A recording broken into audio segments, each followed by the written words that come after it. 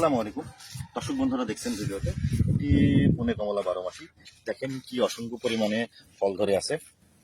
দেখেন একপাশে বড় ম্যাচুইড হওয়ার মধ্যে ফলটা, এই ফলগুলো কাঁচা খেতে অত্যন্ত মিষ্টি এবং পাকলে আরো বেশি মিষ্টি।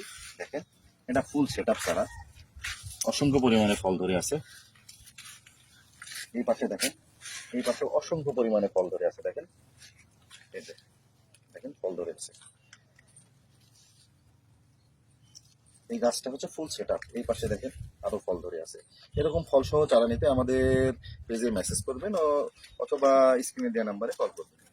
এই পাশে দেখেন হচ্ছে বিগ সাইজের আমের চারা মুকুল সহ।